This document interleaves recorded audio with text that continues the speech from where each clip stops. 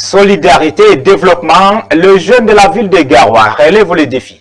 C'est à travers une forte mobilisation visant à réhabiliter un tronçon routier cardinal pour leur épanouissement. Les détails dans ce journal, et voilà pour les titres. Bienvenue sur Cam News 24, IDFM en direct de Garoua, mesdames, messieurs. C'est l'édition d'information du 13h. Infrastructure de transport, la Banque africaine de développement revendique des investissements de plus de 1000 milliards de francs CFA au Cameroun. C'est la substance d'un communiqué de l'institution financière panafricaine. Le tout récent financement se chiffre à 216 milliards de francs CFA pour la reconstruction de la route Ngaoundé-Garoua. Yvan Selmotadio et Islam Kunga nous font le point.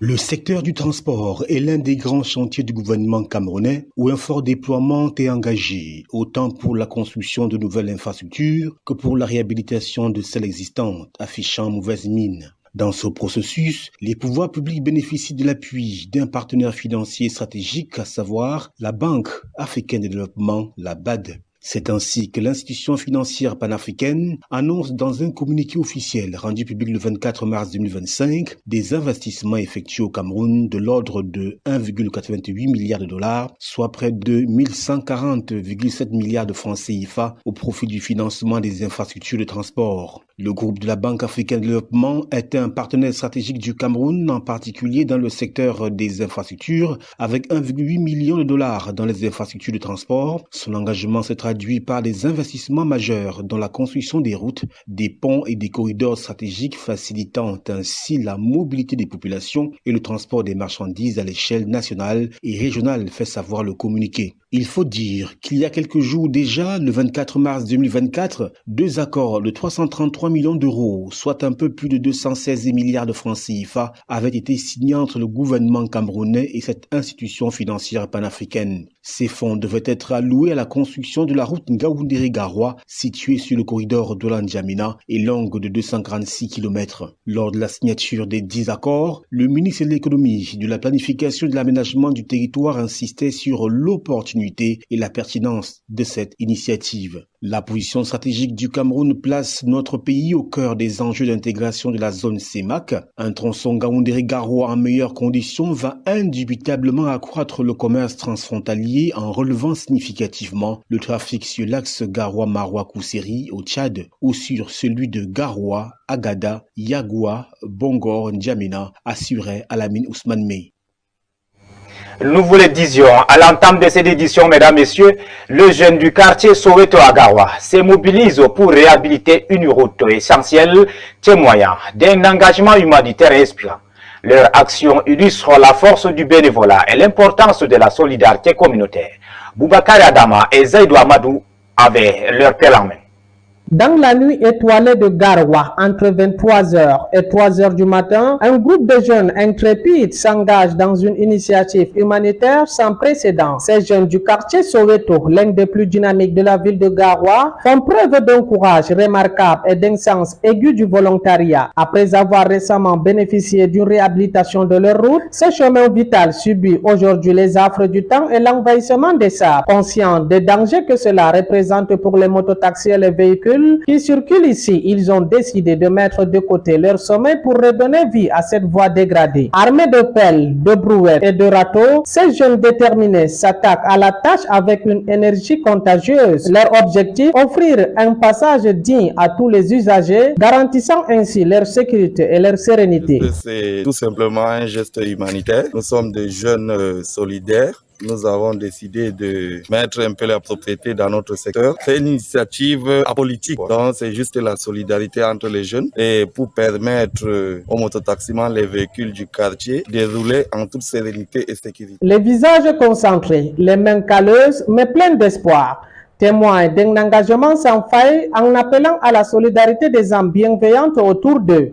Ils recherchent des outils supplémentaires pour intensifier leurs efforts. Chaque pelle et chaque brouette sont autant de symboles d'une communauté unie dans l'adversité. Alors que le soleil se lève à Garoua, une nouvelle journée commence pour ces baptiseurs d'avenir. Ils travaillent sans relâche non seulement pour leur quartier, mais aussi pour inspirer d'autres à emboîter le pas. Dans ce combat pour l'amélioration des conditions de vie, ces jeunes exemplaires nous rappellent que le changement commence par chacun d'entre nous.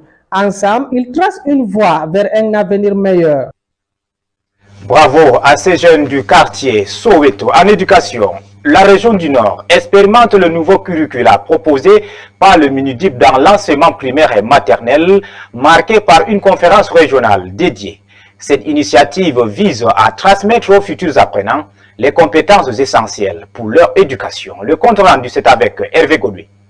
Le groupe scolaire de Lac d'Oie a accueilli une importante réunion organisée par l'unité d'action pédagogique en Aprésé l'UNAPED. Cet événement s'est déroulé en présence de l'animateur pédagogique de l'inspection d'arrondissement de l'éducation de base du Lac d'Oie et a rassemblé de nombreux enseignants et participants motivés. Les travaux ont débuté par l'exécution de l'hymne national, instaurant une atmosphère de patriotisme et d'unité, soulignant l'importance des échanges et des réflexions qui allaient suivre. En hommage aux collègues disparus, une minute de silence a été observée, un moment poignant qui a rappelé la solidarité au sein de la profession. Après cette introduction émotive, l'animateur pédagogique a insisté sur la nécessité de ces travaux pour améliorer le cadre éducatif. Monsieur Anoubat a ensuite captivé l'auditoire avec un exposé enrichissant sur le thème « L'enseignement de la littérature à l'école primaire ». Il a souligné le rôle crucial que joue la littérature dans le développement intellectuel et émotionnel des élèves. Cette activité s'est concentrée sur l'étude de la première découverte d'une œuvre intitulée « Une nation bénie ». Les élèves ont été invités à identifier les éléments clés présents sur la couverture, stimulant ainsi leur curiosité et leur sens critique. Après les journées pédagogiques organisées par les inspecteurs régionaux, on se retrouve aussi autour de l'UNAPED pour réexpliquer les zones d'ombre à nos collaborateurs. C'est le cas aujourd'hui dans l'UNAPED de Lac d'Oie Centre.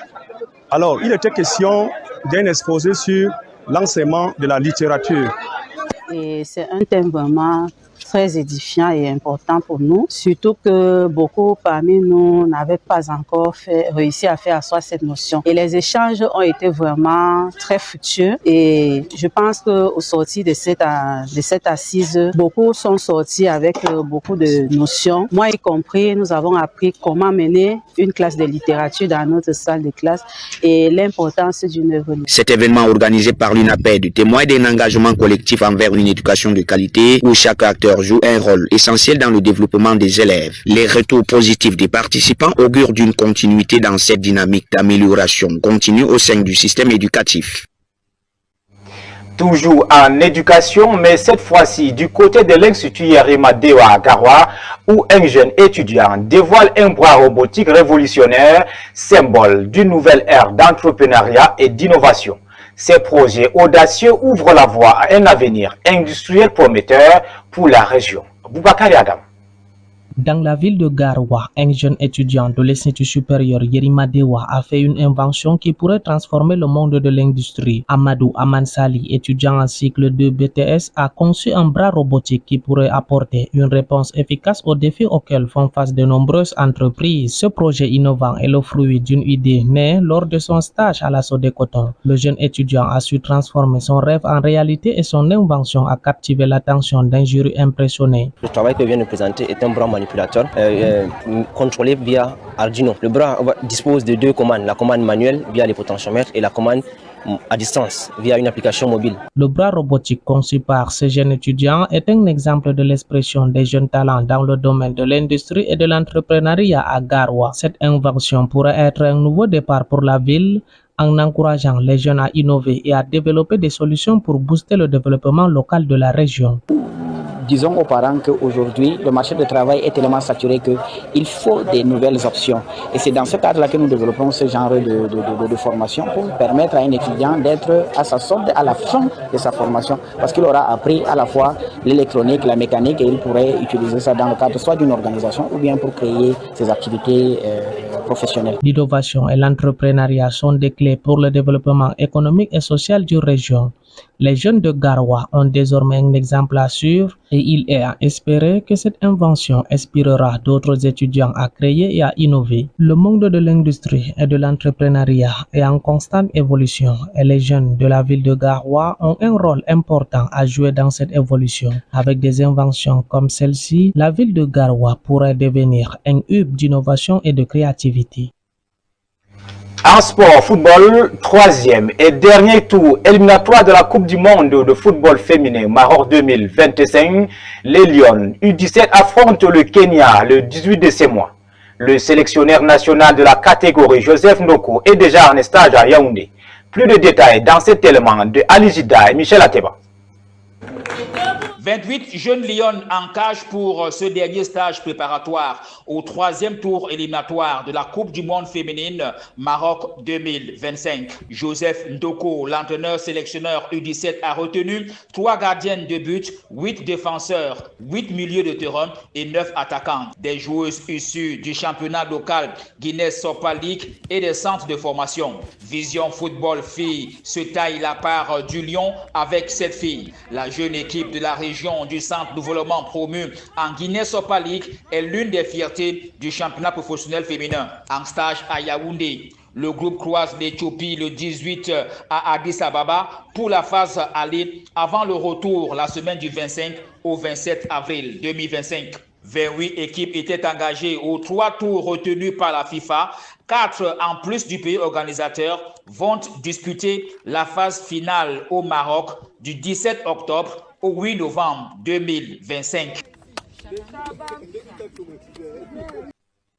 Mesdames, Messieurs, c'est sur cette note éliminatoire de la Coupe du Monde de football féminin U17 Maroc 2025 que nous refermons définitivement cette édition d'information du 13h sur Cam News 24 IDFM en direct de Garoua. Merci pour votre aimable écoute. Prochaine édition d'information, 20h.